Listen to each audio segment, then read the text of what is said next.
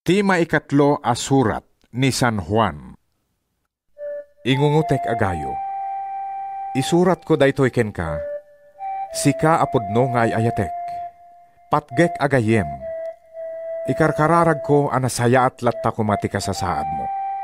Sapay kumata na salon at ka akas iti amok, ana espirituan a panagbiag mo.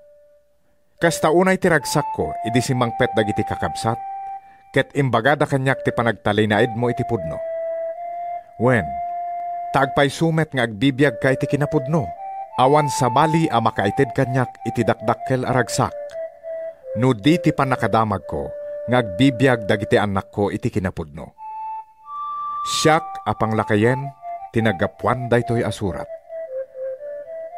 Ingungutek agayem, nasaya at unay ti panagserbim kadagiti kakabsat iti pamati, nang runa kadagiti gangganaet. Impadamag da iti iglesia ditoy ti maipapan iti ayat mo. Pangaasim tatulungam ida nga agtuloy iti panagdalyasat da. Iti wagas amakay ayo iti Diyos. Tanagluas da gapu iti panagserbi ken ni Kristo.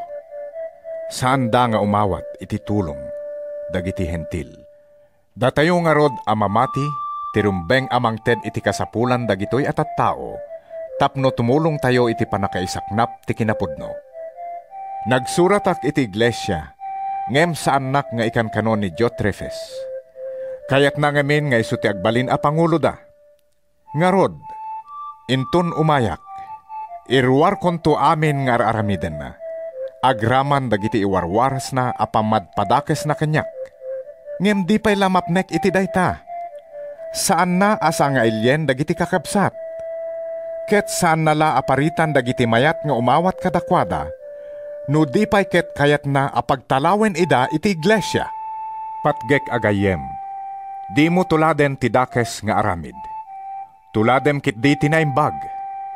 Kukwa ti Diyos ti agaramid iti naimbag. Ngem ti agaramid iti dakes. Di na nakita ti Diyos. Nasaya at ti ipadpadamag ti tunggal maysa may papankin ni Demetrio. Mismo at ipudno timang paneknek iti maipapanken kuana.